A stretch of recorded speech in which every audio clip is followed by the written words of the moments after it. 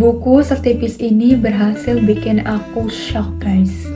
Hai semuanya, selamat datang kembali di BookTube channelnya Vio. Hari ini aku mau bahas satu buku fenomenal atau yang lagi rame belakangan ini ya, karena buku terbitan baru juga, yaitu buku Passion karyanya Naomi Midori. Jadi buku ini tuh genre baru ya guys, alias genre Iyamisu. Aku juga baru tahu ada genre ini dari penerbit Haru guys.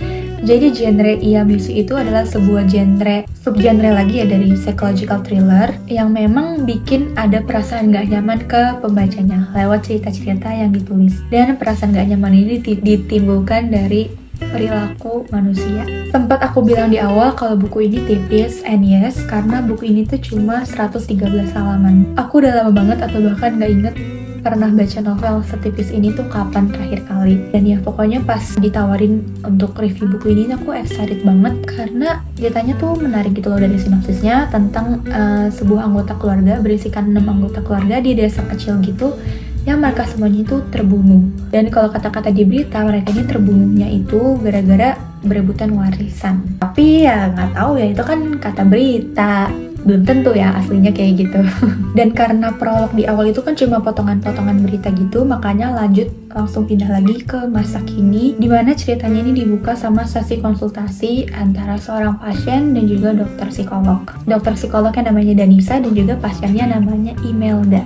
Bisa dibilang si Imelda ini konsultasi ke dokter, sebenarnya dia nggak ada spesifik khusus yang mengganggu dia. Dia nggak punya kecemasan, dia nggak punya masalah, dia nggak stres, dia pokoknya nggak gimana-gimana gitu. Dia bilang sih ke Danisa dia pengen punya teman ngobrol aja yang bisa mengimbangi pemikiran dia atau diskusi-diskusi yang mau dia ajukan. Dan memang dari yang aku baca, pemikiran si Imelda ini memang agak lain ya. Entah kenapa, mungkin akibat dari tempat dimana dia dibesarkan, budaya dia, orang-orang yang tinggal, pokoknya segala macamnya. Jadi aku punya satu contoh mengenai pemikiran Imelda mengenai orang jahat yang harus dikasih hukuman atau enggak. Jadi Imelda bilang gini, daripada sibuk menunggu seseorang mendapatkan ganjaran atas perbuatan buruk mereka, saya biasanya lebih memilih untuk menghapus mereka dari hidup saya. Saya pikir meluangkan waktu saya yang berharga hanya untuk menantikan seseorang mendapatkan karma buruk sama saja dengan buang-buang waktu. Penantian itu tidak berujung, kita tidak tahu kapan mereka akan tertimpa kesialan. Jadi saya lebih suka melupakan si orang jahat dan tidak berhubungan dengan mereka sama sekali. Gitu tadi. Bisa kita lihat dia punya pemikiran agak psikopat, bisa kita bilang ya. Karena dia lebih milih menghapus orang itu. Menghapus dalam buku ini bisa berartian lain, bukan cuma kayak melupakan, di move on, di let go, tapi it's more than that, oke pokoknya. Lalu pemikiran Imelda yang lainnya yang ia ungkapkan ke Danisa adalah bagaimana ia benci sama orang tuanya dan dia tidak setuju dengan konsep budi pekerti atau kayak membalas budi kepada orang tua. Dan di sini kita langsung flashback lagi, atau ya dia menceritakan lah ya, kita menyaksikan kayak record konsultasi dia bersama psikolog, dimana memang Imelda ini tumbuh di keluarga yang miskin. Sebenarnya kakek neneknya nih kaya, cuma gara-gara keserakahan kakaknya, makanya orang tua Imelda ini tuh nggak bisa hidup berkecukupan, bahkan masih harus ngurus pamannya lagi juga yang bukan sedikit lagi ya, tapi memang orang stres alias gila. Bahkan Imelda benci banget sama keluarganya, soalnya pamannya ini suka ngintipin dia mandi, terus juga buang air besar sembarangan di rumah, jadi isi rumahnya tuh bisa bau. Pokoknya aku nggak bisa bayangin sih, memang si Imelda ini tumbuh di keluarga yang gak masuk akal. Aku bener-bener ngerasa kasihan banget. Dan aura dalam buku ini tuh bener-bener gelap, vibes-nya tuh dark, bahkan gak ada hal yang bikin senang satupun. Momen bahagia pun di sini nggak ada diceritakan sama sekali. Jadi memang auranya kelam gitu loh. Makanya aku bisa ngerasa bersimpati banget sama Imelda dalam buku ini.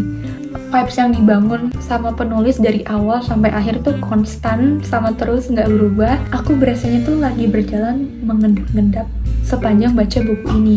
Aku kayak lagi menunggu sampai tiba waktunya bom untuk mampir dalam buku ini, untuk plot twist apa yang mau dikasih ke aku. Dan benar seperti dugaan aku dari awal baca ya, aku tuh udah menduga-duga pasti bakal ada bom tiba-tiba. Dan ya tepat pas aku tahu berita tentang, ya pokoknya potongan berita di awal dengan Imelda pasti berhubungan ya. Pas aku tahu gimana caranya, itu aku sekaget itu, merinding, jijik, geli.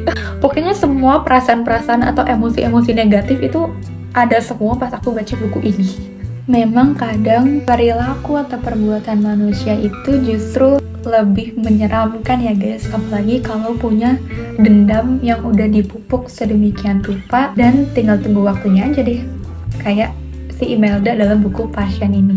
Dan sebagai kesimpulan, aku mau kasih buku Passion ini 4,5 bintang. Kenapa? Sebenarnya aku pengen banget kasih ini 5 bintang karena bagian endingnya, bukan ending plot twist ya, tapi the real ending dari penutupan sesi konsultasi Imelda dan juga psikolog Danisa itu agak ngebingungin buat aku. Aku nggak tahu maksudnya apa disisipin lagi kayak gitu, padahal tanpa halaman terakhir itu udah perfect banget ceritanya menurut aku, dengan penutupan yang dipenuhi dengan kengerian dan segala macamnya untuk tetap melanjutkan hidup. Itu menurut aku udah perfect banget.